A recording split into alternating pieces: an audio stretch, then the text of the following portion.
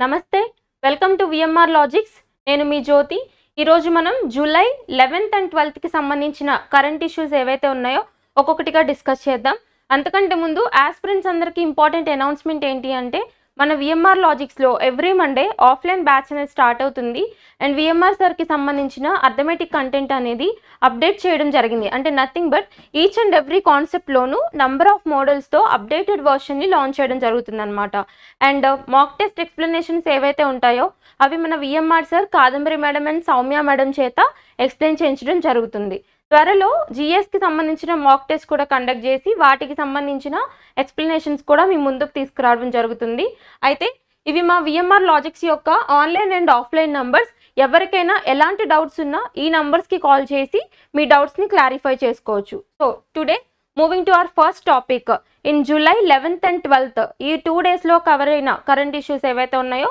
వాటిలో first concept వచ్చేసి మనకి world population day okay world population day days ఏమైనా వస్తే ఇంపార్టెంట్ కదా సో వరల్డ్ పాపులేషన్ డే అంటే ప్రపంచ జనాభా దినోత్సవం అన్నమాట సో దానికి సంబంధించిన డేటా చూద్దాం మనం సో జనసంఖ్య డిజిటల్ రూపంలో విశాఖ ఆంధ్ర యూనివర్సిటీలోని జనాభా పరిశోధన కేంద్రంలో గత ఏడాది డిజిటల్ బోర్డులు ఏర్పాటు చేశారు దేశం రాష్ట్ర జనాభా ఎంతని వివరాలు ఎప్పటికప్పుడు వీటిపై కనిపిస్తుంటాయి జస్ట్ ఇక్కడ ఒక ఆర్టికల్ కవర్ అయింది అదేంటంటే విశాఖపట్నం ఆంధ్రప్రదేశ్లోని విశాఖపట్నం ఏదైతే ఉందో అక్కడ ఆంధ్ర యూనివర్సిటీకి సంబంధించిన జనాభా పరిశోధన కేంద్రం దగ్గర డిజిటల్ బోర్డ్స్ ఏర్పాటు చేశారంట అయితే అక్కడ ఎప్పటికప్పుడు నేషనల్ పాపులేషన్ ఎంత స్టేట్ పాపులేషన్ ఎంత అని ఎప్పుడు డిస్ప్లే అవుతూ ఉంటుందంట సో దాని ప్రకారం ఎగ్జాక్ట్గా నేషనల్ పాపులేషన్ 143,98,34,571 ఉంటే రాష్ట్రం అంటే ఆంధ్రప్రదేశ్ రాష్ట్రం యొక్క పాపులేషన్ ఎంత ఉంది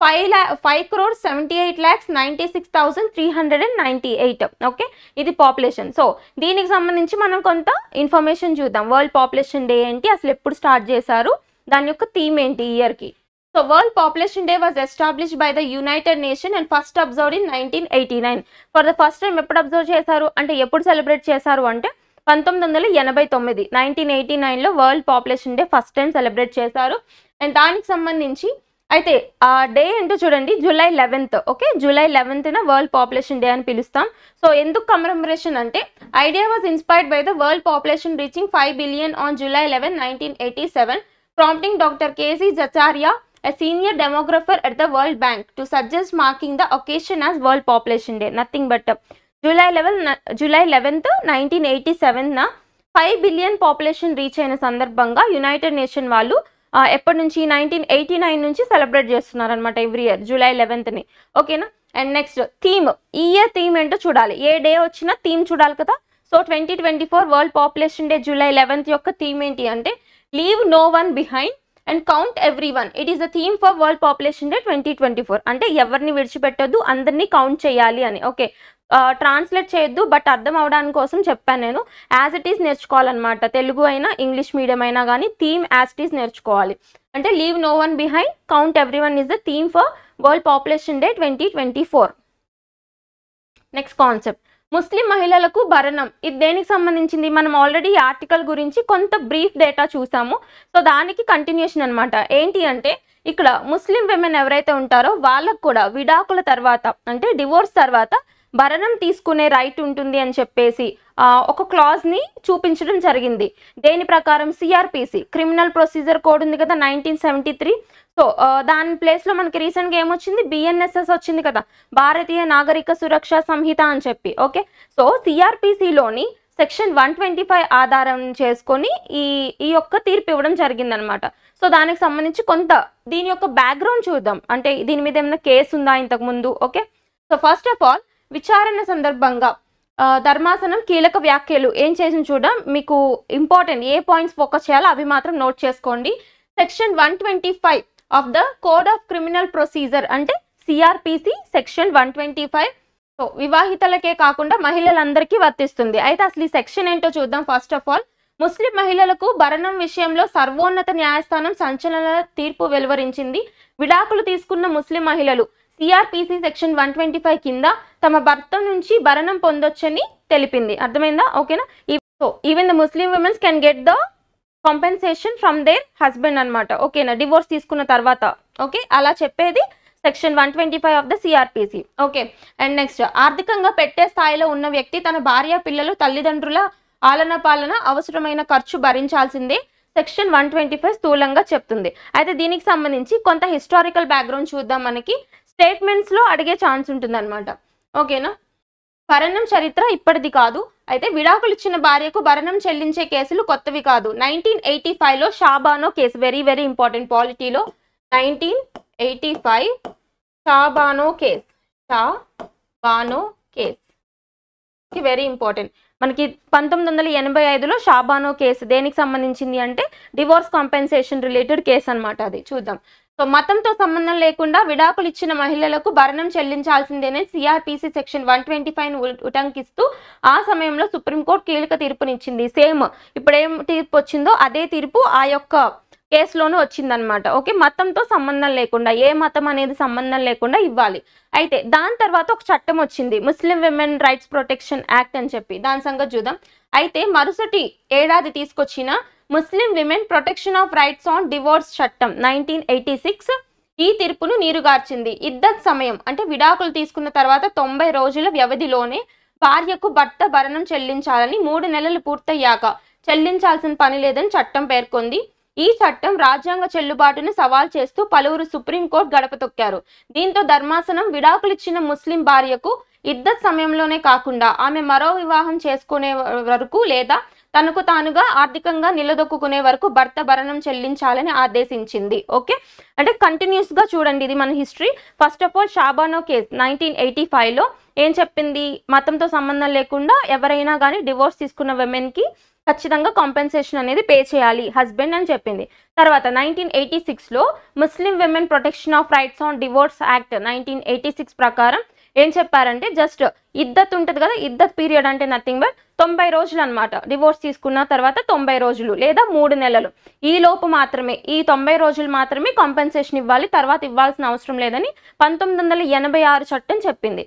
దాని తర్వాత ఏం చేశారు అంటే ఇంకొక తీర్పు ఏంటి అంటే అలా కాదు, ఎప్పటి వరకు ఇవ్వాలి అంటే ఎప్పటి వరకు అయితే ఆ విమెన్ ఎవరైతే ఉంటారో ఐదర్ ఇంకో మ్యారేజ్ అయినా చేసుకునే వరకు, లేదు అంటే తనకి తాను సపోర్టివ్గా ఇండిపెండెంట్గా నిలదొక్కునే వరకు, ఎవరి సపోర్ట్ లేకుండా అప్పటి వరకు మాత్రం ఇవ్వాల్సి వస్తుంది అని చెప్పేసి చెప్పారు.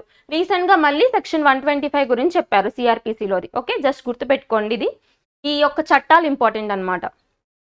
Next, laser bandage. ఇక్కడ మనకి గ్లూకోజ్ నథింగ్ బట్ ఈ డయాబెటీస్ ఉంటుంది కదా, సో ఈ డయాబెటీస్కి సంబంధించి డయాగ్నోసిస్కి ఒక టెస్ట్, ఆ టెస్ట్ ఏంటంటే లేజర్ బ్యాండేజ్ టెస్ట్ అనమాట. ఏంటంటే ఇది యాక్చువల్లీ పించింగ్ ఉంటుంది, లైక్ నీడిల్ పంచింగ్ ఉంటుంది మనకి ఈ షుగర్ టెస్ట్ చేసుకోవడానికి. దానివల్ల ఫిజికల్గా స్ట్రెయిన్ కదా, ప్రతిసారి నీడిల్ పంచ్ చేసి ఆ బ్లడ్ని టెస్ట్ చేయడం గ్లూకోజ్ లెవెల్స్ ఎంత ఉందని. సో దానికి అడ్డుకట్ట వేయడానికి for the comfort of the patients అనమాట, డయాగ్నోసిస్ కోసం ఈజియర్గా ఉండేలా విధంగా ఒక లేజర్ బ్యాండేజ్ టెస్ట్ తీసుకొచ్చారు.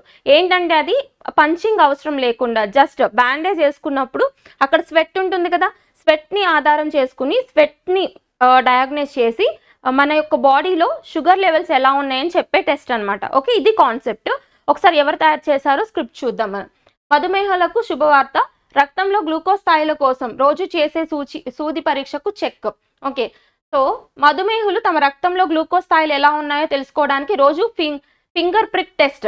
ఓకే, ఇట్లా ఫింగర్ ప్రిక్ అంటే ఇక్కడ కార్నర్లో పంచ్ చేసుకుంటారు నీడిల్తో, బ్లడ్ వస్తుంది కదా, దాన్ని టెస్ట్ చేసుకుంటారు అనమాట. ఓకే, శారీరకంగా ఇది నొప్పిని కలిగిస్తుంది. అయితే ఇలాంటి బాధ లేకుండా సింగపూర్లోని న్యాన్యాంగ్, సింగపూర్లోని నాన్యాంగ్ టెక్నాలజికల్ యూనివర్సిటీ, NTU అని పిలుస్తారు, NTU of Singapore, Nanyang technological university వాళ్ళు ఒక లేజర్ బ్యాండేజ్ని రూపొందించారనమాట. క్లియర్? సో పరిశోధకులు మధుమేహులకు శుభవార్త చెప్పారు. మనిషి స్వేదం ఆధారంగా శరీరంలోని గ్లూకోజ్ స్థాయిలను ఇట్టే పసిగట్టే వినూత్న లేజర్ బ్యాండేజ్ని తీసుకొచ్చారు. సో మైక్రో లేజర్ టెక్నాలజీతో తయారు చేసిన సాఫ్ట్ హైడ్రోజెల్ ఫిల్మ్ను ఈ ప్లాస్టర్లో అమర్చారు. శరీరం మీద ఏర్పడే చెమటను సెన్సర్లతో విశ్లేషించే ఈ లేజర్ బ్యాండేజ్ గ్లూకోజ్ స్థాయిలను ఖచ్చితత్వంతో వెల్లడిస్తుంది. సో గుర్తుపెట్టుకోండి, ఎవరు ఏం సృష్టించారు తెలిస్తే సరిపోతుంది. ఎవరు? సింగపూర్కి సంబంధించిన NTU యూనివర్సిటీ వాళ్ళు. ఓకే, దేనికి సంబంధించి లేజర్ బ్యాండేజ్ టెస్ట్ అనమాట. సో డయాబెటీస్ని డయాగ్నోస్ చేయడానికి. వైపో ర్యాంకింగ్స్ ఇక్కడ అంటే world intellectual property rights organisation అంటాం కదా. సో ఈ మేధో సంపత్తి ఏదైతే ఉందో దానికి సంబంధించిన సూచి అన్నమాట. దీనికి సంబంధించి ర్యాంకింగ్స్ వచ్చాయి మనకి. సో వైపో వచ్చేసి ఎక్కడ 1967లో ఎస్టాబ్లిష్ చేయడం జరిగింది. జెనీవా హెడ్ క్వార్టర్స్ అనమాట. జెనీవా అంటే స్విట్జర్లాండ్ అనేది హెడ్ క్వార్టర్స్. 1967లో ఎస్టాబ్లిష్ చేశారు. ఇంటర్నేషనల్ ఆర్గనైజేషన్ కాబట్టి వెరీ వెరీ ఇంపార్టెంట్. ఓకే, దీనికి సంబంధించి ఇక్కడ జనరేటివ్ ఏఐ అని మనం చూస్తున్నాం కదా. సో ఈ జనరేటివ్ ఏఐ కృత్రిమ మేధ ఏదైతే ఉందో దీనికి సంబంధించిన ర్యాంకింగ్స్ రిలీజ్ చేసింది. సో అది చూద్దాం. India ranks 5th in the generative AI innovations, trailing behind China, US, Republic of Korea and Japan. Nothing but India generative AI కి సంబంధించిన పేటెంట్స్లో పేటెంట్స్లో ఎన్నో ర్యాంక్లో ఉంది అని అడుగుతారు. అకార్డింగ్ టు వైపో ర్యాంకింగ్స్ ఎన్నో ర్యాంక్ అంట ఇండియా 5వ స్థానంలో ఉంది. అయితే మొదటి 4 స్థానాలు చూడండి ఏమేమి ఉన్నాయి. China, United States of America, Republic of Korea and Japan. ఈ 4 స్థానాల్లో ఉన్నాయి. 5వ స్థానంలో ఇండియా ఉందన్నమాట జనరేటివ్ ఏఐ పేటెంటింగ్స్లో. Next global rankings and patent data. అయితే ఇండియా 5th ర్యాంక్లో ఉందని చెప్పాం కదా, దానికి సంబంధించి ఎన్ని పేటెంట్స్ ఉన్నాయి జనరేటివ్ ఏఐలో అని చూద్దాం. India 5th with 1350 patents from 2014 to 2023. అంటే 2014 నుంచి 2023 వరకు ఎన్ని పేటెంట్స్ తీసుకుంది ఈ ఎక్స్క్లూజివ్లీ జనరేటివ్ ఏఐ టెక్నాలజీలో అంటే 1350 పేటెంట్స్ తీసుకుంది అనమాట India. Okay, next India has overtaken the UK and Germany. UK వచ్చి 6th పొజిషన్, జర్మనీ వచ్చేసి నెక్స్ట్ 7th పొజిషన్లో ఉన్నాయి. So notable Indian patents include retail AI assistant solution by R N Chidakashi Technologies, Micro Robotics and Tata Consultancy Services. మేజర్గా ఎవరెవరు తీసుకున్నారు India నుంచి అని అడిగితే కొంచెం మల్టిపుల్ స్టేట్మెంట్స్ విధంగా డీపర్గా అడిగితే గుర్తుపెట్టుకోండి ఎవరు ఆర్ఎన్ చిడాక్సీ టెక్నాలజీస్, లేదు అంటే మైక్రో రోబోటిక్స్ అని కూడా చెప్తారు. అండ్ ఇంకొకటి ఏంటి టాటా కన్సల్టెన్సీ సర్వీసెస్, టీసీఎస్ అని చెప్తాం కదా. సో ఈ 2 కంపెనీస్ ఏవైతే ఉన్నాయో ఈ రెండింటికి సంబంధించి జనరేటివ్ ఏఐలో ఎక్కువ పేటెంట్స్ తీసుకున్నాం అనమాట ఇండియా నుంచి. వైపో గుర్తుపెట్టుకోండి, ఇండియా ర్యాంకింగ్ గుర్తుపెట్టుకోండి, టాప్ ఎవరో చూడండి సరిపోతుంది. Next the Colombo security conclave. ఇక్కడ ఒక కూటమి ఉంది, కొలంబో సెక్యూరిటీ కాన్క్లేవ్ సిఎస్సి అని చెప్పి. దీనికి సంబంధించి రీసెంట్గా ఒక కొత్త మెంబర్ యాడ్ అయ్యారనమాట. అది మనకి న్యూస్. సో అదేంటో చూద్దాం. So Colombo security conclave first of all దాని గురించి చూద్దాం. అసలు ఇట్ వాజ్ ఎస్టాబ్లిష్డ్ ఇన్ 2020. ఎప్పుడు 2020లో ఎస్టాబ్లిష్ చేశారు. ఎందుకు అంటే to expand the scope of maritime cooperation among India, Sri Lanka, Maldives, Mauritius. Nothing but maritime అంటే సముద్ర రంగంలో కోఆపరేషన్, టెక్నాలజీ కొలాబరేషన్ కోసం. అర్థమైందా? మ్యారిటైమ్ అంటే ఎక్కడొచ్చినా సముద్ర రంగం అని చూసుకోవాలి. ఓకే, సముద్రాలకు సంబంధించి అనమాట. సో మ్యారిటైమ్ కోఆపరేషన్ అండ్ కొలాబరేషన్కి సంబంధించి ఒక కాన్క్లేవ్, ఒక కూటమి అనమాట. ఏ దేశాలు ఉన్నాయి ఇప్పటి వరకు? 4 దేశాలు ఉన్నాయి చూడండి. ఒకటి ఇండియా ఉంది. ఇండియా ఉంది కాబట్టి ఖచ్చితంగా important. India, Sri Lanka, Maldives and Mauritius. Mauritius అనేది 2022లోనే జాయిన్ అయింది. ఇది 2020లో ఫామ్ అయింది కదా, 2022లో మారిషస్ జాయిన్ అయింది. ఓకే, అండ్ రీసెంట్గా దీంట్లో ఇంకొక 5th నేషన్ యాడ్ అయిందంట. అది మనకి న్యూస్ ఈరోజు చూద్దాం. So the Colombo security conclave a regional security grouping welcomed Bangladesh. Okay, మన నైబరింగ్ నేషన్ ఉంది కదా Bangladesh as 5th member at 8th Deputy National Security Advisor level meeting hosted virtually by Mauritius. ఎక్కడ ఈ డెసిషన్ తీసుకున్నారు అంటే 8th Deputy National Security Advisor level meeting. Okay, ఎక్కడ జరిగిందని అడుగుతారు. మారిషియస్లో జరిగిన మీటింగ్లో ఈ డెసిషన్ తీసుకోవడం జరిగింది. And the CSC includes India, Sri Lanka, Mauritius and Maldives with Seychelles participating in an observer state. Seychelles అంటే మనకు తెలుసు కదా, మన ఈ యొక్క ఇండియన్ ఓషన్లో ఉన్న ఒక ఐలాండ్ నేషన్ అనమాట సీషెల్స్ అనేది. అది observer state, full time member కాదు. సో ఎట్ ప్రెసెంట్ ఈ రోజు వరకు మనం చూసుకుంటే సిఎస్సిలో ఎంతమంది మెంబర్స్ అని అడుగుతారు. సో బంగ్లాదేశ్ని కూడా యాడ్ చేసుకుంటే 5 మెంబర్స్ అనమాట, 5 మెంబర్స్ ఉన్నారు. సో రీసెంట్ వన్ బంగ్లాదేశ్, 2022లో మారిషియస్ యాడ్ అయింది. సో ప్రీవియస్గా మనకి 2020 నుంచి 3 కంట్రీస్ ఉన్నాయి. అట్ ప్రెసెంట్ మొత్తం 5 అయ్యాయి. సో గుర్తుపెట్టుకోండి, ఇంటర్నేషనల్ గ్రూపింగ్ కాబట్టి ఇంపార్టెంట్. నెక్స్ట్ కాన్సెప్ట్, ఫిలిప్పైన్స్ సమీపంలో చైనా రాకాసి యుద్ధ నౌక, 2 దేశాల మధ్య ఉద్రిక్తలు. ఇది ఏంటంటే మనం ఆల్రెడీ చూసాం కదా, చైనా అనేది ఫిలిప్పైన్స్ మీద కూడా అటాక్ చేసింది. ఈవెన్ సీస్ఫైర్ అగ్రిమెంట్ ఉన్నప్పటికీ కూడా మన ఇండియా మీద ఎలా అయితే వాళ్ళ యొక్క ట్రెడిషనల్ వెపన్స్ యూటిలైజ్ చేసి దాడి చేసిందో అదే విధంగా ఫిలిప్పైన్స్ మీద కూడా వాళ్ళ యొక్క ట్రెడిషనల్ వెపన్స్ యూజ్ చేసి దాడి చేసింది. మనం చూసాం, జూన్లో అట్లా చూసాం కదా. సో దానికి కంటిన్యూషన్ అనమాట. సో ఇక్కడ ఇంకా ఉద్రిక్తలు పెంచే విధంగా చైనా మనకు తెలుసు ఎక్కువ దాని యొక్క ఎనిమీ నేషన్స్ని ప్రొవోక్ చేసే విధంగా ఉంటుంది. అంటే నథింగ్ బట్ రెచ్చగొట్టే విధంగా చేస్తూ ఉంటుంది అనమాట చర్యలు చైనా ఎప్పుడు కూడా. సో ఇక్కడ ఫిలిప్పైన్స్ని రెచ్చగొట్టే విధంగా ఒక యుద్ధ నౌకను ఏదైతే ఉందో అది సౌత్ చైనా సీ ఏరియాలో మోహరింప చేసింది అనమాట. సో ఆ నౌక యొక్క ఫీచర్స్ చూద్దాం మనం.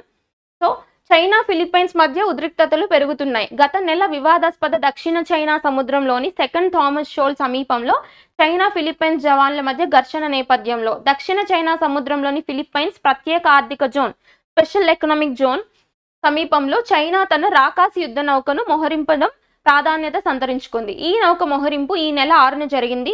అది మనీలాకు 200 నాటికల్ మైళ్ళ దూరంలోని ఈఈజెడ్లోకి ప్రవేశించిన నేపథ్యంలో ఫిలిప్పైన్స్ కోస్ట్ గార్డ్ కూడా అప్రమత్తమైంది. నథింగ్ బట్ మనీలా అంటే ఏంటి, ఫిలిప్పైన్స్ క్యాపిటల్ కదా. సో అక్కడికి 200 నాటికల్ మైల్స్ దూరంలోనే ఈ నౌక ఉందంట. సో ఇప్పుడు ఫిలిప్పైన్స్ అనేది అలర్ట్ అయింది ఈ నౌక రావడం వల్ల. సో 165 మీటర్ల పొడవు ఆ యొక్క నౌక యొక్క డైమెన్షన్స్ చూద్దాం. 165 మీటర్స్ పొడవు సాధారణ పెట్రోలింగ్ నౌకల కంటే 3 నుంచి 4 రెట్ల అతిపెద్ద పరిమాణంలో ఉండే CCG 591 అనే అసాధారణమైన కోస్ట్ గార్డ్ నౌకను చైనా స్పాట్లీ ద్వీపం సమీపంలోని సబీనా షోల్ సమీపంలో మోహరించిందని అంతర్జాతీయ మీడియా సంస్థ వెల్లడించింది. నథింగ్ బట్ ఆ నౌక పేరు చూడండి, ఎవరు ఎక్కడ మోహరింప చేశారో చూడండి. నౌక పేరేంటి, CCG 590 CCG 5901 అనేది చైనా యొక్క నౌక, యుద్ధ నౌక. ఫిలిప్పైన్స్కి సంబంధించి మనీలాకి 200 నాటికల్ మైల్స్ దూరంలో అరేంజ్ చేసింది అనమాట ఈ నౌకని. Okay, next concept. నెక్స్ట్ గాలి నుంచి వెన్న, ఇది ఒక ఇన్వెన్షన్కి సంబంధించింది. లైక్ ఇక్కడ ఏంటి అంటే CO2 ఉంది కదా, కార్బన్ డైఆక్సైడ్ నుంచి వెన్న అంటే ఏంటి, బటర్ అంటాం కదా. సో బటర్ని తయారు చేస్తూ ఒక ఇన్నోవేషన్ వచ్చింది, చూద్దాం ఇదేంటో. సో అమెరికాలోని సావోర్ అనే ఒక స్టార్టప్ కంపెనీ, సావోర్ స్టార్టప్ కంపెనీ గాలి నుంచి వెన్నను తయారు చేసింది. థర్మోకెమికల్ పద్ధతిలో గాలిలోని కార్బన్ డైఆక్సైడ్ నుంచి కార్బన్ అణువులను, నీటి ఆవిరి నుంచి హైడ్రోజన్ అణువులను సేకరించి వాటిని ఒక దగ్గరకు చేర్చి ఆక్సీకరణం చెందించి వెన్నను ఉత్పత్తి చేసింది. నథింగ్ బట్ CO2 నుంచి కార్బన్ని, తర్వాత హైడ్రోజన్ వచ్చేసి అట్మాస్ఫియర్లో ఉన్న మాయిశ్చర్ నుంచి హైడ్రోజన్ని తీసుకొని ఆక్సీకరణ అంటే ఆక్సిడేషన్ పద్ధతిలో వెన్నని తయారు చేయడం అనమాట. సో ప్యూర్లీ ఎయిర్ నుంచి వెన్నని తయారు చేశారు. ఎవరు అంటే సావోర్ అనే startup, which was hailing from the United States of America. డైరెక్ట్గా గుర్తుపెట్టుకోండి. ఓకే, సో దీనివల్ల యూజ్ ఏంటి అంటే, ఒకటి ఫుడ్ సెక్యూరిటీ అవుతుంది, అండ్ ఇంకొకటి ఏంటి అంటే పొల్యూషన్ తగ్గించిన వాళ్ళు కూడా అవుతారు కదా. CO2తో బటర్ తయారు చేయడం అంటే CO2 కాన్సన్ట్రేషన్స్ తగ్గుతాయి కదా. సో అట్లా మనం లింక్ చేసుకోవాలి దీన్ని. నెక్స్ట్ SCOలో శాశ్వత సభ్యత్వం పొందిన బెలారస్. ఇక్కడ ఈ కాన్సెప్ట్ ఏంటి అంటే, ఇక్కడ మనకి SCO షాంఘై కోఆపరేషన్ ఆర్గనైజేషన్ ఉంది కదా, బీజింగ్ హెడ్ క్వార్టర్స్గా ఉన్న ఒక అంతర్జాతీయ కూటమి అనమాట. So international organisations very very very important మనకి. మనం ఆల్రెడీ ఇందాక కొలంబో సెక్యూరిటీ కాన్క్లేవ్ చూసాం, అలాగే SCO చూస్తున్నాం, అలాగే ఇదే క్లాస్లో బ్రిక్స్ గురించి కూడా చూస్తాం. ఓకే, అన్నీ ఒక చోట పెట్టుకుని ప్రిపేర్ అవ్వండి. ఇక్కడ SCO Shanghai cooperation organisation. Okay, ఇందులో కొత్త దేశంగా బెలారస్ యాడ్ అయిందంట, వెరీ ఇంపార్టెంట్. సో దీనికి సంబంధించి మనం కొంత స్టాటిక్ డేటా కూడా చూద్దాం. సో కజకిస్తాన్ రాజధాని అస్తానాలో జరిగిన షాంఘై సహకార సంస్థ SCO షాంఘై కోఆపరేషన్ ఆర్గనైజేషన్ యొక్క 24వ సమావేశం జరిగింది. SCOలో 10వ దేశంగా బెలారస్ చేరింది. ఈ సదస్సుకు భారత ప్రతినిధి బృందానికి ప్రధాని నరేంద్ర మోడీ తరపున విదేశాంగ మంత్రి నాయకత్వం వహించారు. నథింగ్ బట్ SCO యొక్క 24th సమ్మిట్ మనం చూసాం ఆల్రెడీ, ఎక్కడ జరుగుతుంది అని చెప్పి. కజకిస్తాన్ దేశంలోని అస్తానా ఆఫ్ కజకిస్తాన్. ఓకే, ఇక్కడ మనకి 24th సమ్మిట్ జరిగింది. ఓకే, ఇక్కడ తీసుకున్న డెసిషన్ ఏంటి అంటే బెలారస్ని కూడా యాడ్ చేశారనమాట అందులో. ఎన్నో దేశంగా, 10వ దేశంగా. అంటే ఇప్పటి వరకు ఎన్ని ఉన్నాయి, 9 దేశాలు ఉన్నాయి SCOలో. అవేంటో కూడా చూద్దాం మనం. సో ఆఫ్ఘనిస్తాన్లోని పరిస్థితి, ఉక్రెయిన్ వివాదం, SCO సభ్య దేశాల మధ్య భద్రతా సహకారాన్ని పెంచడం, ప్రాంతీయ భద్రతా పరిస్థితి అండ్ కనెక్టివిటీ, వాణిజ్యం పెంచే మార్గాలపై చర్చించారు. ఆ మీటింగ్లో ఏమేమి చర్చించారో చెప్పారు. ఓకే, అండ్ నెక్స్ట్, సో ఇది మొదట 1996లో షాంఘై 5గా ఏర్పాటైంది. 2001లో ఉజ్బెకిస్తాన్ చేరడంతో షాంఘై సహకార సంస్థగా మార్చారు. నథింగ్ బట్ సో యాక్చువల్లీ మనం దీని యొక్క ఇనాగ్రేషన్ చూస్తే 2001 అనే చెప్పాలి. SCO 2001లో ఫామ్ అయింది. ఎక్కడ అంటే బీజింగ్ హెడ్ క్వార్టర్స్గా చైనాలో ఫామ్ అయిన ఒక సహకార సంస్థ అనమాట. ఓకే, అందులో మనకి మొత్తం ఎన్ని ఉన్నాయి, ఇప్పుడు వరకు 9 కంట్రీస్ ఉన్నాయి. ఇప్పుడు 10th కంట్రీ బెలారస్ వచ్చింది. సో ఒక్కసారి ఆ 9 కంట్రీస్ కూడా చూద్దాం. ఏంటి అంటే, ఒకటి భారత్తో పాటు, అంటే ఇండియా ఉందా అంటే ఇండియా ఉంది. ఇండియా, పాకిస్తాన్, తర్వాత Iran, China, Russia, Kazakhstan, Kyrgyzstan, Tajikistan, Uzbekistan. Okay, very important. ఈ యొక్క 9 నేషన్స్ చూడండి. ఇప్పుడు +1 ఏంటది అంటే బెలారస్. 2024 జూలైలో బెలారస్ యాడ్ అయిందనమాట. ఆ మీటింగ్ ఎక్కడ జరిగింది? 24th సమ్మిట్ వచ్చేసి Astana of Kazakhstan. Kazakhstan is also one of the member కదా, సో అక్కడ జరిగింది year meeting. Next, India Taiwan mutual recognition agreement MRA for organic products effective from July 8, 2024.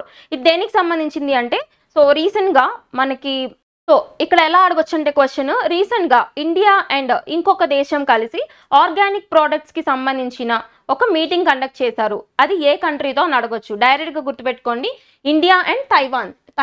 Taiwan. Okay, ఒకసారి చూద్దాం. India and Taiwan mutual recognition agreement MRA for organic products effective from July 2024 aims to enhance trade by allowing certified organic products from each country to enter the others market. Organic products కి సంబంధించి certification పెంచి అవి వేరే యొక్క country మార్కెట్లో కూడా చొచ్చుకుపోయే విధంగా awareness, organic products యొక్క అవేర్నెస్ పెంచే విధంగా ఒక మీటింగ్ అనమాట. అయితే ఇక్కడ మనం అబ్జర్వ్ చేయాల్సింది ఏంటి అంటే, ఏ ప్రోడక్ట్ అయినా, అది ఆర్గానిక్ ప్రోడక్ట్ అనే కాదు, ఏ ప్రోడక్ట్ అయినా ఒక మనకి నేషనల్ ఇంపార్టెన్స్ ఉంది అంటే, whether they acquire GI tag కానీ, లేదంటే దానికి సంబంధించి ప్రామినెంట్ పొజిషన్ ఉంది అంటే, ఆ ప్రోడక్ట్స్ అన్నిటినీ కూడా ఫారెన్కి ఎక్స్పోర్ట్ చేసే ఒక సంస్థ ఉంది మన ఇండియా నుంచి. అదేంటి అంటే అపెడా. ఓకే, ఫుల్ ఫామ్ చూద్దాం. Agricultural process food products export development authority. Okay, process food, అగ్రికల్చర్కి సంబంధించిన process foods export development authority. పేరులోనే ఉంది కదా ఎక్స్పోర్ట్ అని చెప్పేసి. సో ఈ సంస్థ ద్వారా ఎక్స్పోర్ట్ చేయాలన్నమాట. ఓకే, అండ్ అయితే ఇక్కడ మనం ఈ యొక్క అగ్రిమెంట్ చూసాం కదా, organic products related India and Taiwan agreement close అది. అయితే ఇక్కడ మనం ఎపిడా గురించి చదువుకోవాలి. ఎప్పుడు ఎస్టాబ్లిష్ అయింది అని. ఎపిడా was established by the Government of India under the Agricultural and Processed Foods Export Development Authority Act. ఒక చట్టం ద్వారా ఏర్పాటైంది ఇది. ఓకే, ఆ యాక్ట్ ఎప్పుడు పాస్ అయిందంట? 1985, 1985లో పాస్ అయింది ఎపిడా యొక్క యాక్ట్. దాని కింద ఫామ్ అయింది కాబట్టి APEDA is a statutory body అంటే yes, it is a statutory body. Organic ప్రోడక్ట్స్కి సంబంధించి ఎవరెవరికి అగ్రిమెంట్ జరిగింది, మ్యూచువల్ రికాగ్నిషన్ అగ్రిమెంట్ అంటే ఇండియా అండ్ తైవాన్కి సంబంధించి జరిగింది. నెక్స్ట్ వన్, ఇక్కడ నేషనల్ ఫిష్ ఫార్మర్స్ డే ఒకటి, ఇక్కడ మళ్ళీ ఇంకొక ఇంపార్టెంట్ డే వచ్చింది. ఆ డేకి సంబంధించిన డేటా చూద్దాం. జూలై 10ని మనం నేషనల్ ఫిష్ ఫార్మర్స్ డేగా సెలబ్రేట్ చేసుకుంటున్నాం. Okay, to honour the invaluable contributions of fish farmers, aquacultural professionals and stakeholders in the fisheries sector. Okay, the significance, అసలు ఎందుకు చేసుకుంటున్నాం కూడా తెలియాలి కదా మనకి. సో July 10th ఎందుకు చూద్దాం. So the date holds historical importance commemorating the groundbreaking work of professor Dr. Hiralal Chowdhury and his colleague Dr. K.H. Ali Kunhi.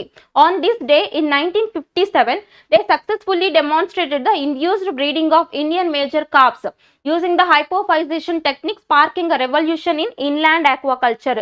ఎవర్ని కమెమరేట్ చేసుకోవడానికి? Contributions of Hiralal Chaudhary. మనం చూస్తాం blue revolution, father of blue revolution అని చెప్తాం కదా హీరాలాల్ చౌదరి అని చెప్పేసి. So ఆయనకు సంబంధించి కాంట్రిబ్యూషన్ ఏంటి అంటే, ఇదే రోజు July 10th 1957లో ఈయన ఇండ్యూస్డ్ కార్ప్స్ బ్రీడింగ్ చేశారనమాట. ఓకే, ఫిషరీ సెక్టర్కి సంబంధించి. సో ఈయన యొక్క రీసెర్చ్ కాంట్రిబ్యూషన్స్ని కమెమరేట్ చేసుకునే విధంగా ఈ రోజున మనం నేషనల్ ఫిష్ ఫార్మర్స్ డేని సెలబ్రేట్ చేస్తున్నాం. July 10th గుర్తుపెట్టుకోండి. Hiralal Chaudhary very important person. So ఈ ఇయర్ థీమ్ ఏంటో చూద్దాం. ఓకే, అయితే మనం ఇప్పుడు ఒక సమ్మిట్ గురించి చూద్దాం. So to mark this significant occasion, the department of fisheries, government of India is organising the Fisheries Summer Meet 2024 on July 12, 2024 at the IDA Schröder Trade Center in Madurai, Tamil Nadu. Nothing but ఇక్కడ ఫిషరీస్కి సంబంధించిన ఒక summit డైరెక్ట్గా గుర్తుపెట్టుకోండి. రీసెంట్గా ఫిషరీస్కి సంబంధించిన ఒక summit చేయబోతున్నారు. అది ఎక్కడ అంటే తమిళనాడులోని మదురైలో అనమాట. జస్ట్ ఇది గుర్తుపెట్టుకోండి, ఇది very important. July 10th Hiralal Chaudhary commemoration కోసం నేషనల్ ఫిష్ ఫార్మర్స్ డేని సెలబ్రేట్ చేస్తున్నారు.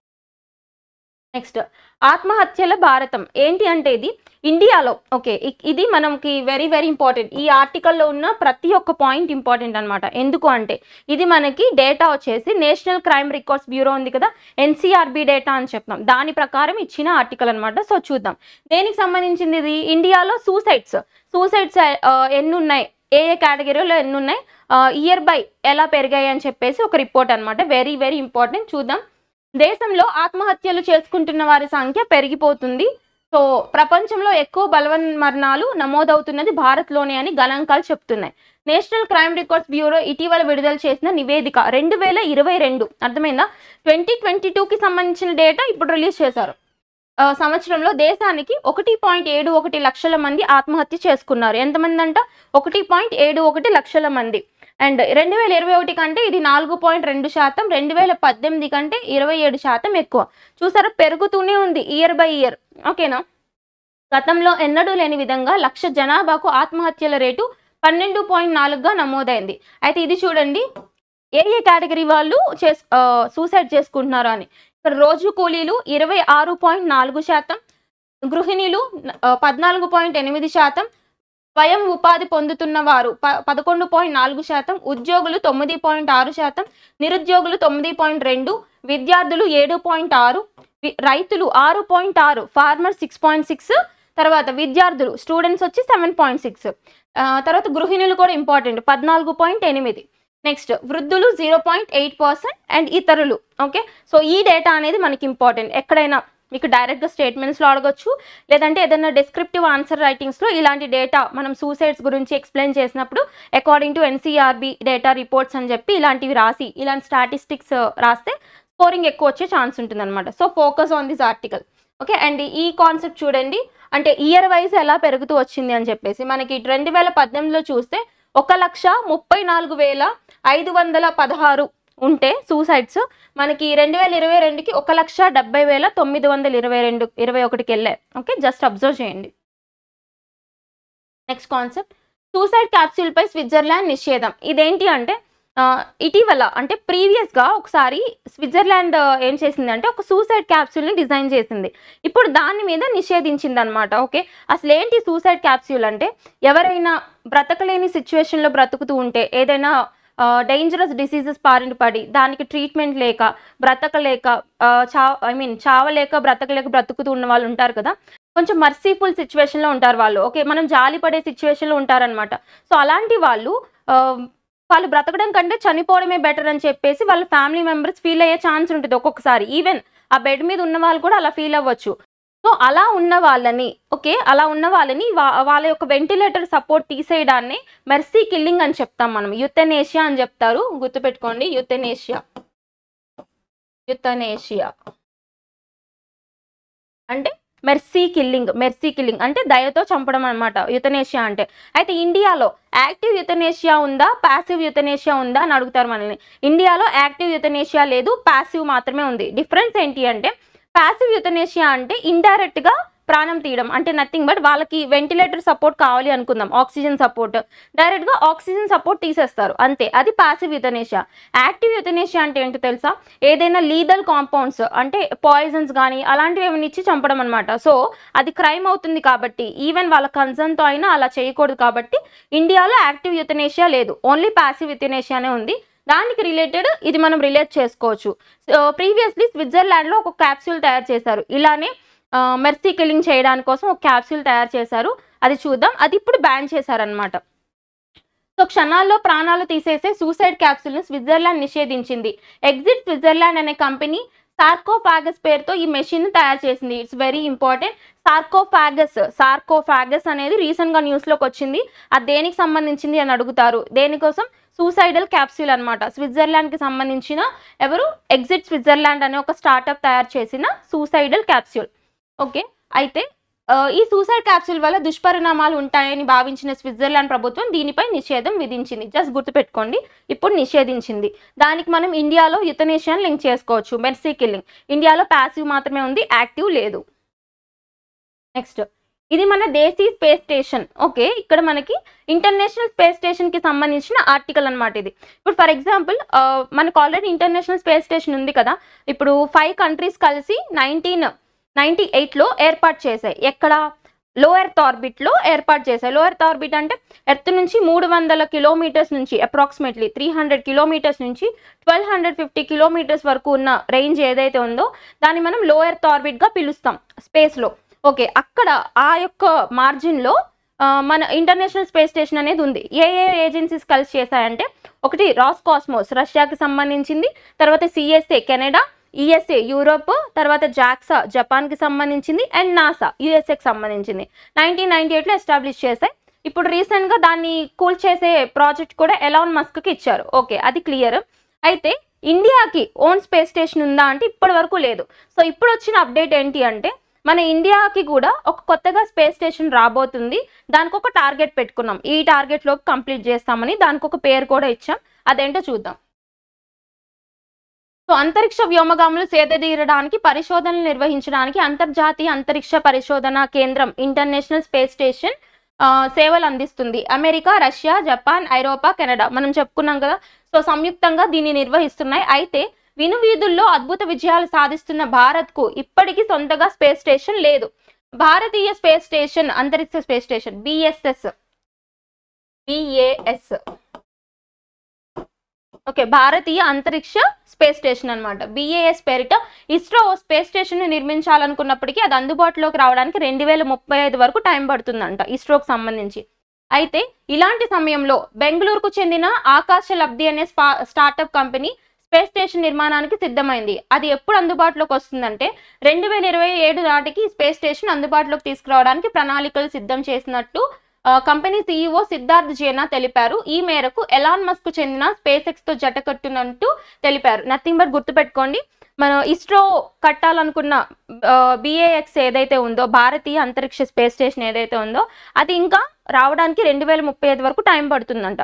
కాబట్టి రీసెంట్గా బెంగళూరుకి సంబంధించిన ఆకాశ లబ్ధి అనే స్టార్టప్ పేరు చూడండి, ఆకాశ లబ్ధి. ఓకే, బెంగళూరు చెందిన స్టార్టప్ ఎలాన్ మస్క్, స్పేస్ ఎక్స్కి సంబంధించిన ఎలాన్ మస్క్ ఉన్నారు కదా, ఆయనతో కొలాబరేట్ అయ్యి ఒక 2027 నాటికి ఇండియాకి సంబంధించి ఒక స్పేస్ స్టేషన్ తీసుకురాబోతున్నామని న్యూస్. స్పేస్ టెక్నాలజీకి సంబంధించిన అప్డేట్ ఇది. ఓకే, అండ్ చైనాకి సంబంధించిన ఓన్ స్పేస్ స్టేషన్ కూడా ఉంది, దాని పేరు తియాన్గాంగ్ అనమాట. సో జస్ట్ లింక్ చేసుకోండి. నెక్స్ట్ కాన్సెప్ట్, పాల కల్తీని ఆవిరితో గుర్తించవచ్చు. ఇక్కడ పాలు మిల్క్ అడల్టరేషన్, పాల కల్తీ అంటే మిల్క్ అడల్టరేషన్ ఉంటుంది కదా, దాన్ని ఆవిరితో గుర్తించవచ్చు అంట. ఎలాగో చూద్దాం. ప్రస్తుతం సర్వం కల్తీమయంగా మారింది, పాలను కూడా కొందరు కల్తీ చేస్తున్నారు. Detergent powder, urea, vegetable oil, నల్ల నీళ్లకు కొన్ని కెమికల్స్ కలిపి సింథటిక్ పాలను తయారు చేస్తున్నారు. ఇలాంటి సింథటిక్ పాలు ఆరోగ్యానికి హాని కలిగిస్తాయి. దీంతో కల్తీ పాల పట్ల ప్రజల్లో ఆందోళన నెలకొంది. ఈ నేపథ్యంలో ఇంట్లోనే సులువుగా కల్తీ పాలను గుర్తించే సరికొత్త పరీక్షను బెనారస్ హిందూ యూనివర్సిటీ, సిక్కిం విశ్వవిద్యాలయానికి చెందిన పరిశోధక బృందం కనిపెట్టింది. ఓకే, ఎవరెవరు కనిపెట్టారు ఈ మిల్క్ అడల్టరేషన్ ని కనిపెట్టే ఒక టెస్టింగ్ కిట్ అంటే బెనారస్ హిందూ యూనివర్సిటీ అండ్ సిక్కింకి సంబంధించిన యూనివర్సిటీ కలిసి కనిపెట్టారనమాట. సో అయితే జస్ట్ గుర్తుపెట్టుకోండి, ఒక స్మార్ట్ ఫోన్ బేస్డ్ ఒక అల్గోరిథం ద్వారా ఇది టెస్ట్ అనేది చేయొచ్చు. జస్ట్ డైరెక్ట్గా గుర్తుపెట్టుకోండి. మిల్క్ అడల్టరేషన్కి సంబంధించి సింథటిక్ పాలని, న్యాచురల్ మిల్క్ని సపరేట్ చేసే ఒక టెస్టింగ్ కిట్ ఎవరు తయారు చేస్తూ న్యూస్లోకి వచ్చారు అంటే, ఒకటి బెనారస్ హిందూ యూనివర్సిటీ ఎక్కడ ఉంటుంది, వారణాసి ఉత్తరప్రదేశ్లో ఉంటుంది కదా, అండ్ అది ఇంకా సిక్కిం యొక్క యూనివర్సిటీకి సంబంధించి టెస్టింగ్ కిట్ అనమాట. తొలి మహిళా ట్రాన్స్జెండర్ ఎస్ఐగా మన్వి, సూపర్లేటివ్ ఇష్యూ కదా. సో ఇక్కడ అండ్ పర్సన్స్ ఇన్ న్యూస్ కింద కూడా వస్తుంది. సో ఫస్ట్ ట్రాన్స్జెండర్ ఎస్ఐగా ఒక ఆవిడ న్యూస్లోకి వచ్చారు, చూద్దాం. దేశంలో తొలిసారిగా బీహార్, ఎక్కడికి సంబంధించిన ఆవిడ, బీహార్కి చెందిన ఒక ట్రాన్స్జెండర్ మహిళా పోలీస్ సబ్ ఇన్స్పెక్టర్గా ఎంపికయ్యారు. బీహార్లోని బగల్పూర్ అనే గ్రామానికి చెందిన మన్వి మధు కశ్యప్, పేరేంటి మన్వి మధు కశ్యప్, ఈ ఘనత సాధించారు. మన్వి సహా 3 ట్రాన్స్జెండర్లను సైతం బీహార్ ప్రభుత్వం ఎస్ఐలుగా ఎంపిక చేసింది. ఎంతమంది? 3 ట్రాన్స్జెండర్లే ఎంపిక చేసిందంట. ఓకే, మన్వి, వారిలో 2 పురుషులు కాగా మన్వి మధు ఏకైక మహిళా ట్రాన్స్జెండర్. మంగళవారం వెలువడిన ఎస్ఐ పరీక్ష ఫలితాల్లో తాను ఎంపిక అవ్వడం మధు ఆనందానికి అవధులు. నథింగ్ బట్ గుర్తుపెట్టుకోండి, India's first women transgender SI sub inspector of police ఎవరు అంటే Manvi Madhu Kashyap from Bihar, hailed from Bihar. Next Haj committee now under the ministry of minority affairs, nothing but ఈ హజ్ కమిటీ ఉంటుంది కదా, నథింగ్ బట్ ముస్లిమ్స్ మన Muslims ఎవరైతే ఉంటారో వాళ్ళు ఈ హజ్ యాత్రలు చేసుకుంటారు కదా. సో ఇప్పుడు మనకి ఎలా అయితే కాశీ యాత్ర, తర్వాత క్రిస్టియన్స్కి ఎట్లయితే జెరూసలేం వెళ్తారు, అట్లనే ముస్లిమ్స్ కూడా హజ్ యాత్రలు చేసుకుంటారు. లైఫ్లో ఒక్కసారైనా చేయాలని ప్రతి ఒక్కరికి కోరిక ఉంటుంది, అవునా. సో ఈ హజ్కి సంబంధించి, హజ్ యాత్రకు సంబంధించి ఎంతమందిని పడితే అంతమందిని పంపించరు ఎవ్రీ ఇయర్, దానికి కూడా ఒక కౌంట్ ఉంటుంది అనమాట. ఈ యొక్క హజ్ కమిటీ అండ్ ఆ యొక్క ఎక్కడికైతే వెళ్తారో అక్కడ ఆ గవర్నమెంట్ ఇంతమంది అని యాక్సెప్ట్ చేస్తుంది. సో యాక్సెప్ట్ చేసినంత వరకు మాత్రమే వెళ్ళాలి ఈ హజ్ యాత్రకి మొత్తం ప్రపంచం మీద, ఓకేనా.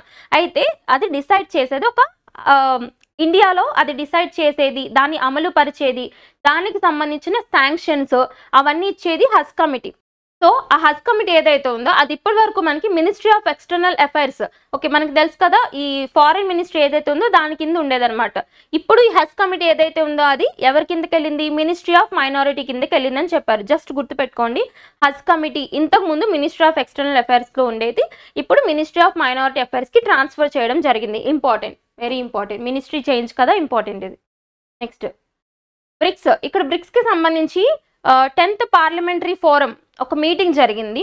సో దానికి ఇండియన్ డెలిగేషన్ నుంచి ఎవరు హాజరయ్యారంటే మన స్పీకర్ ఉన్నారు కదా, 18th లోక్సభ స్పీకర్ ఓం బిర్లా గారు అటెండ్ అయ్యారు ఇండియా తరపున.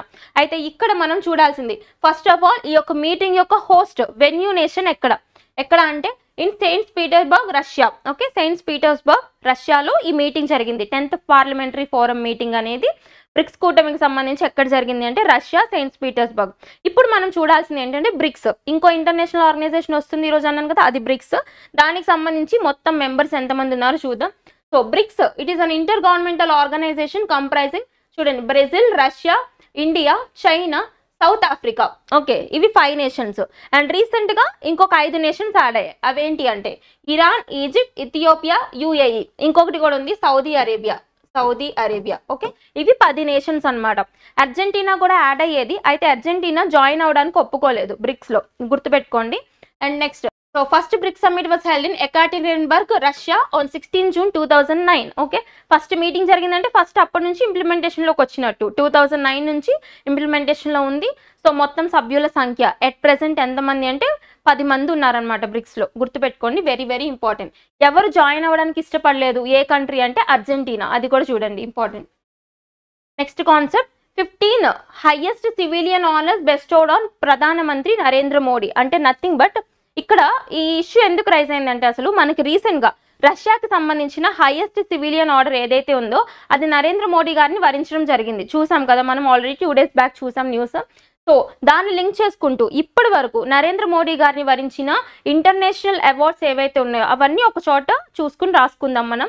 సో వెరీ వెరీ ఇంపార్టెంట్, మనకి మ్యాచ్ ద ఫాలోయింగ్లో అడిగే ఛాన్స్ ఉంది, ఫోకస్గా చూడండి. First of all order of Saint Andrew the apostle, ఇది రీసెంట్గానే రష్యా ఇచ్చిన award, Russia. Next Greece grand cross of order of honour, grace.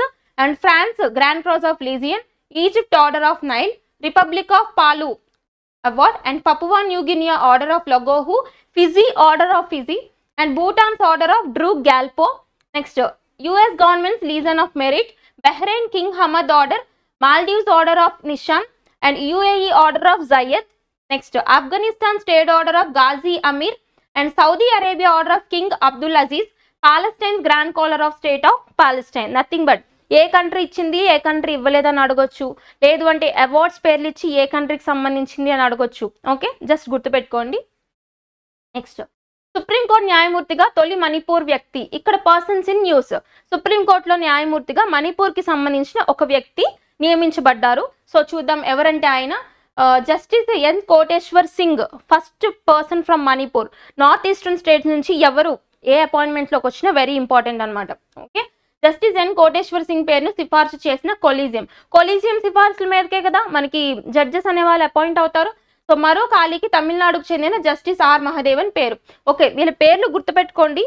అయితే మనకి ఇక్కడ చూడాల్సిన కాన్సెప్ట్, జడ్జెస్, సుప్రీంకోర్టు జడ్జెస్ని ఏ ఆర్టికల్ ప్రకారం ప్రెసిడెంట్ సిఫార్సు చేస్తారు అంటే ఆర్టికల్ 124, ఓకేనా, ఆర్టికల్ 124 గుర్తుపెట్టుకోండి, సుప్రీంకోర్టు జడ్జెస్ అపాయింట్మెంట్కి సంబంధించిన ఆర్టికల్. అయితే హైకోర్టు జడ్జెస్కి సంబంధించిన ఆర్టికల్ కూడా ఉంది, అదేంటి అంటే 217 వచ్చేసి హైకోర్టు జడ్జెస్ని అపాయింట్ చేసే ఆర్టికల్ అనమాట. ఈ రెండు వెరీ వెరీ ఇంపార్టెంట్. పర్సన్స్ గుర్తుపెట్టుకోండి. ఫస్ట్ మణిపూర్ పర్సన్ కాబట్టి ఇంపార్టెంట్. నెక్స్ట్ సుప్రీంకోర్టుకు 75 ఏళ్ళు రూపాయలు 75 వెండి నాణ్యం. అంటే ఇక్కడ సుప్రీంకోర్టు ఎస్టాబ్లిష్ అయ్యి 75 ఇయర్స్ కంప్లీట్ అవుతున్న సందర్భంగా 75 రూపీస్ది ఒక వెండి నాణ్యం అంటే సిల్వర్ కాయిన్ని కమ్మెమరేషన్గా రిలీజ్ చేయబోతున్నారు. అదేంటో చూద్దాం. సుప్రీంకోర్టు ఏర్పడి 75 ఏళ్ళు పూర్తయిన సందర్భంగా 75 రూపాయల వెండి నాణ్యం విడుదల చేయాలని కేంద్ర ప్రభుత్వం నిర్ణయించింది. Union government resolution. ఈ మేరకు ఆర్థిక శాఖ గురువారం ఉత్తర్వులు జారీ చేసింది. 99.9% వెండితో తయారు చేసే ఈ నాణ్యం 40 గ్రాముల బరువు ఉంటుంది. 40 గ్రామ్స్ బరువు ఉంటుందంట ఈ నాణ్యం. ఓకే, ఒకవైపు ఏమేమి ఉంటాయి చూడండి, ఇంపార్టెంట్. ఒకవైపు అశోక స్తూపం, మరోవైపు సుప్రీంకోర్టు చిత్రాలు ఉంటాయి. ఒకవైపు అశోక స్తూపం ఉంటుంది, ఇంకోవైపు సుప్రీంకోర్టు చిత్రం ఉంటుందంట. బాంబే స్టాక్ ఎక్స్చేంజ్ 150 ఏళ్లు పూర్తి చేసుకున్న సందర్భంగా 150 నాణ్యం విడుదల చేయాలని నిర్ణయించారు. నథింగ్ బట్ దీని కంటిన్యూషన్. సో మనకి స్టాక్ ఎక్స్చేంజెస్లో ఉంటాయి కదా, Bombay stock exchange, national stock exchange అని ఎన్ఎస్సి, బిఎస్సి అంటాం. సో అందులో బిఎస్సి ఏదైతే ఉందో అది ఏర్పడి 150 ఇయర్స్ కంప్లీట్ అయిన సందర్భంగా 150 రూపీస్ నాణ్యం కూడా రిలీజ్ చేయాలని సెంట్రల్ గవర్నమెంట్ డిసైడ్ చేసింది. సుప్రీంకోర్టు సంబంధించి 75 ఏళ్ళు పూర్తయిన సందర్భంగా 75 rupees coin, silver coin release చేయాలని డిసైడ్ చేసింది. ఒకవైపు అశోక స్తూపం ఉంటే ఇంకోవైపు సుప్రీంకోర్టు చిత్రాలు ఉంటాయంట. అయితే అసలు సుప్రీంకోర్టు ఎప్పుడు ఫామ్ అయిందో చూద్దాం మనం. On 28th January 1950, 2 days after India became a sovereign democratic republic, the Supreme Court was inaugurated. The inauguration took place in the Chamber of Princes in the old Parliament building, where the Federal Court of India sat for 12 years from 1937 to 1950. గుర్తుపెట్టుకోండి, supreme కోర్టుకి previous name federal court of India. Okay, ఇది ఎప్పటి నుంచి ఉంది? 1937, 1937 నుంచి 1950 వరకు federal court of India అనేది మనకి అత్యున్నత న్యాయస్థానం అనమాట ఇండియాలో. 1937 నుంచి 1950 వరకు అది. 1950 January 28, very very important. So మన కంట్రీ అనేది రిపబ్లిక్గా అవతరించిన డేట్ ఎప్పుడు? January 26, 1950 కదా. ఏం జరిగింది ఆ రోజు? మనం కాన్స్టిట్యూషన్, రాజ్యాంగం ఏదైతే ఉందో దాన్ని మనం ఇంప్లిమెంట్ చేసాం 1950 January 26 నుంచి. Very very important date. So దాని తర్వాత 2 days తర్వాత ఎగ్జాక్ట్లీ January 28, 1950 నుంచి మన సుప్రీంకోర్టు అనేది అమల్లోకి రావడం జరిగిందనమాట. అంతకుముందు ఏ పేరు మీద ఉంది? Federal court of India. 1937 నుంచి 50 వరకు. ఇది హిస్టారికల్ బ్యాక్గ్రౌండ్, గుర్తుపెట్టుకోండి. అండ్ నెక్స్ట్ కాన్సెప్ట్, సరికొత్త చికిత్సతో మెదడు క్యాన్సర్ మాయం. ఇక్కడ ఒక ఇన్నోవేషన్. దేనికి సంబంధించింది? ఐఐటి. ఓకే, ఐఐటి న్యూస్లోకి వచ్చింది. దేనికి సంబంధించింది అంటే ఒక మెదడు క్యాన్సర్ అనమాట, బ్రెయిన్ క్యాన్సర్కి సంబంధించిన innovation. IIT Delhi, very very important. IITs in news. So మెదడు క్యాన్సర్ చికిత్సలో ఢిల్లీ ఐఐటి ముందడుగు వేసింది. గ్లియోబ్లాస్టోమా, ఓకే, మెదడు and spinal cord, brain and spinal cord related cancers ఏవైతే ఉంటాయో వాటిని గ్లియోబ్లాస్టోమా అని కూడా మనం పిలుస్తాం. దానికి సంబంధించి డైరెక్ట్గా గుర్తుపెట్టుకోండి, గ్లియోబ్లాస్టోమా టైప్ ఆఫ్ క్యాన్సర్స్, దీనికి సంబంధించి కొత్త చికిత్స తీసుకొచ్చిన ఐఐటి ఏది అని అడిగితే ఐఐటి ఢిల్లీ. గ్లియోబ్లాస్టోమా రకం క్యాన్సర్ కణితిని అంతం చేసేందుకు ఎలుకలపై నిర్వహించిన ప్రీ క్లినికల్ ట్రయల్స్ విజయవంతమయ్యాయి. ఓకే, ఇక్కడ వాళ్ళు చేసింది ఏంటంటే చికిత్స కోసం విద్యుత్ ఇమ్యూనోసమ్స్ పేరుతో వినూత్న నానో ఫార్ములేషన్ను అభివృద్ధి చేశారు. ఇది శక్తివంతమైన యాంటీబాడీ CD40ని RRX001 అనే చిన్న అణు నిరోధకంతో జత చేస్తుంది. ఈ విధానం మెదడులోని కణితులపై చికిత్స సామర్థ్యాన్ని పెంచుతుంది. సో ఇక్కడ వాళ్ళు అభివృద్ధి చేసింది ఏంటి అంటే విద్యుత్ ఇమ్యూనోసమ్స్. ఓకే, గుర్తుపెట్టుకోండి, ఐఐటి ఢిల్లీ గ్లియోబ్లాస్టోమా. ఎలక్ట్రికల్ ఇమ్యూనోసమ్స్ అనే ఒక టెక్నాలజీతో ఈ యొక్క కణితులు, ఆ ట్యూమర్స్ ఏవైతే ఉంటాయో వాటిని అంతం చేసే టెక్నిక్ అనమాట. నెక్స్ట్, కేంబ్రిడ్జ్ పరిశోధకుల కీలక ఆవిష్కరణ, కృత్రిమ మేధతో మొండి బ్యాక్టీరియా నిర్ధారణ. నథింగ్ బట్ ఇక్కడ ఒక బ్యాక్టీరియా డయాగ్నోస్కి సంబంధించి ఇన్నోవేషన్ అనమాట. ఎవరు?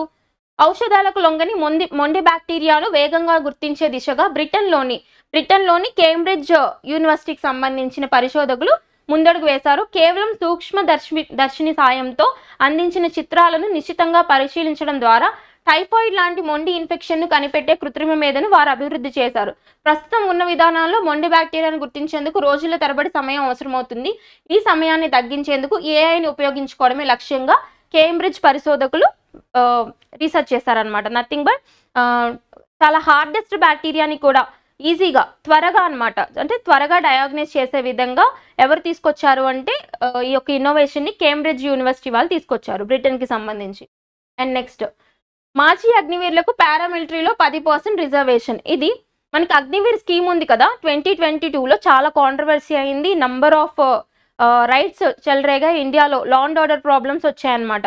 అపోజిషన్ వాళ్ళు కూడా చాలా వరకు అప్పట్లో సో గొడవలు జరగడానికి కారణమయ్యారు. సో ఆ అగ్నివీర్ స్కీమ్ ఏదైతే ఉందో దానికి సంబంధించిన ఒక అప్డేట్ ఇది. ఏంటి అంటే ఈ యొక్క అగ్నివీర్కి సంబంధించిన వాళ్ళు ఉంటారు కదా, అప్పుడు జాయిన్ అయిన వాళ్ళందరికీ పారామిలిటరీ విభాగంలో 10% రిజర్వేషన్ ఇస్తూ ఒక అప్డేట్ వచ్చింది. 10% రిజర్వేషన్, వెరీ వెరీ ఇంపార్టెంట్. చూద్దాం. సైన్యంలో పనిచేసిన మాజీ అగ్నివీరులకు కేంద్ర పారామిలిటరీ బలగాల్లో రిజర్వేషన్లు కల్పించనున్నట్లు ఎవరెవరు సిఎస్ఎఫ్, బిఎస్ఎఫ్ అండ్ సిఆర్పిఎఫ్ ప్రకటించాయి. CISF central industrial security forces, BSF border security forces, CRPF central reserve police forces. Okay, భవిష్యత్తులో చేపట్టే కానిస్టేబుల్ నియామకాల్లో 10% మాజీ అగ్నివీరులకు రిజర్వ్ చేస్తూ పేర్కొన్నాయి కేంద్ర హోంశాఖ. ఎవరు? మినిస్ట్రీ ఆఫ్ హోమ్ అఫైర్స్ గతంలో తీసుకున్న నిర్ణయానికి అనుగుణంగా నియామకాలు చేపట్టనున్నాయి. అగ్నిపథ్ పథకం చర్చనీయాంశమైన నేపథ్యంలో ఇక్కడ డైరెక్టర్స్ వస్తారు, గుర్తుపెట్టుకోండి. సెంట్రల్ ఫోర్సెస్ కి CISF central industrial security force director నైనా సింగ్. సిఐఎస్ఎఫ్ డైరెక్టర్ ఎవరంటే నైనా సింగ్. నెక్స్ట్ బిఎస్ఎఫ్ అధిపతి నితిన్ అగర్వాల్. నెక్స్ట్ సిఆర్పిఎఫ్ అధిపతి అనీష్ దయాల్. ముగ్గురిని గుర్తుపెట్టుకోండి. ఈ ప్రకటన చేయడం గమనార్హం. అయితే ఇక్కడ స్కీమ్ చూద్దాం. త్రివిధ దళాల్లో నియామకాలకు సంబంధించి డిఫెన్స్కి సంబంధించిన 3 ఫోర్సెస్ ఉంటాయి కదా, నేవీ, ఎయిర్ ఫోర్స్, మిలిటరీ. వీటిలో నియామకాలకు సంబంధించి జూన్ 2022లో అగ్నిపథ్ పథకాన్ని కేంద్ర ప్రభుత్వం ప్రవేశపెట్టింది. 17 నుంచి 21 సంవత్సరాల వయసున్న యువతీ యువకులు మాత్రమే అగ్నివీరులుగా విధులు నిర్వహించేందుకు అర్హులుగా పేర్కొంది. 17 to 21 ఇయర్స్ వాళ్ళు చేరొచ్చంట. అయితే 4 ఏళ్లు ముగిసిన అనంతరం సర్వీస్ నుంచి తప్పుకున్న అగ్నివీరులకు పింఛన్ సౌకర్యాలు ఉండవు. వారిలో 25% మందిని మరో 15 ఏళ్ల పాటు రెగ్యులర్ సర్వీస్లో కొనసాగిస్తారు. ఓకే, ఇది పాత స్కీమ్ గురించి. అయితే దానికి సంబంధించిన అప్డేట్ ఏంటి అంటే పారామిలిటరీలో 10% రిజర్వేషన్. డైరెక్టర్స్ చూడండి, వెరీ ఇంపార్టెంట్. నెక్స్ట్, ఏపీ సేద్యానికి అరుదైన గుర్తింపు గుల్బెంకియాన్ అవార్డు సొంతం. ఇక్కడ ఆంధ్రప్రదేశ్కి సంబంధించిన అగ్రికల్చర్, సేద్యం అంటే ఏంటి? అగ్రికల్చర్ కదా, దానికి ఒక గుర్తింపు వచ్చింది. ఏంటది? గుల్బెంకియన్ అవార్డు అనేది సొంతం చేసుకోవడం జరిగింది. చూద్దాం అది. సో అంతర్జాతీయ వేదికగా ఆంధ్రప్రదేశ్ సేద్యానికి అరుదైన గుర్తింపు లభించింది. ఈ ఏడాదికి గాను ప్రతిష్టాత్మక గుల్బెంకియన్ అవార్డు ఏపీ సమాఖ్య ప్రకృతి వ్యవసాయానికి వహించింది. ఒక శాస్త్రవేత్త మరో సంస్థతో కలిసి ఏపీసీఎన్ఎఫ్ ఈ పురస్కారాన్ని దక్కించుకుంది. ఎవరు? ఏపీసీఎన్ఎఫ్ కి పురస్కారం వచ్చింది అగ్రికల్చర్ సంబంధించి. పోర్చుగల్లోని లిస్బన్లో ఎక్కడ జరిగింది ప్రధానోత్సవం? ఇంపార్టెంట్. లిస్బన్ ఎక్కడుంది? ఇది పోర్చుగల్. లిస్బన్లో జరిగిన అవార్డుల ప్రధానోత్సవంలో రైతు సాధికారక సంస్థ executive vice chairman T Vijay Kumar, మహిళా రైతు నాగేంద్రమ్మ నెట్టం ఈ పురస్కారాన్ని అందుకున్నారు. Gulbenkian award very important. ఆంధ్రప్రదేశ్కి సంబంధించిన కోఆపరేటివ్ ఫార్మింగ్ వాళ్ళకు వచ్చిందనమాట. సో ఎక్కడ జరిగింది అంటే లిస్బన్, పోర్చుగల్లో జరిగింది ఆ అవార్డు సెరమనీ. నెక్స్ట్, పాక్ వెళ్ళం మ్యాచ్లను వేరే చోటుకు మార్చాలి బీసీసీఐ. ఇదేంటి అంటే మనకి నెక్స్ట్ ఇయర్లో మ్యాచెస్ జరగబోతున్నాయి కదా, దానికి సంబంధించి పాకిస్తాన్ అనేది వెన్యూగా డిసైడ్ చేయడం జరిగింది. అయితే ఇండియన్స్ ఈ బీసీసీఐకి సంబంధించి ఒక స్టేట్మెంట్ చేశారు వాళ్ళు. ఏంటి అంటే పాకిస్తాన్కి వెళ్ళేది లేదు మ్యాచ్ ఆడడానికి, వెన్యూని మార్చండి అని చెప్పేసి చెప్పారనమాట. అదేంటో చూద్దాం. పాకిస్తాన్లో జరగనున్న ఐసీసీ ఛాంపియన్స్ ట్రోఫీ భారత క్రికెట్ జట్టు వెళ్లడం లేదని సమాచారం. ఈ మ్యాచ్లను దుబాయ్ లేదా శ్రీలంకలో నిర్వహించాలని ఐసీసీని బీసీసీఐ వర్గాలు అడిగినట్లు తెలుస్తోంది. పాకిస్తాన్లో 2025 ఫిబ్రవరి మార్చి మధ్య ఐసీసీ ఛాంపియన్స్ ట్రోఫీ జరగనుంది. ఇప్పటి వరకు హోస్ట్ ఏంటి? పాకిస్తాన్ అని ఉంది. అయితే ఇప్పుడు బీసీసీఐ ఐసీసీని రిక్వెస్ట్ చేసింది కదా, చూడాలి మరి హోస్ట్ ఏమైనా మారుతుందేమో చూడాలి. అయితే ఈ ఐసీసీ హెడ్ క్వార్టర్స్ ఎక్కడుంది అంటే దుబాయ్లో ఉందన్నమాట. ఓకే, చూడండి. నెక్స్ట్ కాన్సెప్ట్, టీజీ రైతు బంధుపై ప్రభుత్వం కీలక ఆదేశాలు. ఇదేంటంటే తెలంగాణ ప్రభుత్వానికి సంబంధించి మనకి ప్రీవియస్గా మనకి రైతు బంధు స్కీమ్ ఉంది కదా, దానికి సంబంధించి ఇప్పుడున్న కాంగ్రెస్ గవర్నమెంట్ కొన్ని ఆదేశాలు చేసింది. ఏంటంటే అది రైతు బంధు పథకం కింద లబ్ధి పొందిన వాళ్ళు ఎవరైతే ఉంటారో అంటే బెనిఫిషియరీస్ ఉంటారు కదా, వాళ్ళు తీసుకున్న లబ్ధి మొత్తాన్ని కూడా తిరిగి చెల్లించాలి అని చెప్పి నోటీసులు జారీ చేసింది అనమాట. సో ఈ రైతు బంధు స్కీమ్ వచ్చింది కాబట్టి ఒకసారి ఆ స్కీమ్ని ఫోకస్గా చదువుకోండి, సరిపోతుంది. సో వ్యవసాయేతర భూములకు ఇచ్చిన రైతు బంధుపై రాష్ట్ర ప్రభుత్వం కీలక నిర్ణయం తీసుకుంది. ఆ భూములపై తీసుకున్న రైతు బంధు నిధులను తిరిగి ఇవ్వాలని లబ్ధిదారులకు నోటీసులు పంపించనుంది. ఈ మేరకు సొమ్ము రికవరీకి చర్యలు తీసుకోనుంది. ఇచ్చింది తీసుకోవడం కరెక్ట్ కాదు. సో ఒకసారి చూడండి ఈ స్కీమ్ని. That's all about today's current affairs. ఎవరికైనా ఎలాంటి డౌట్స్ ఉన్నా కింద కమెంట్ సెక్షన్లో పింగ్ చేయండి. Keep learning. Thank you.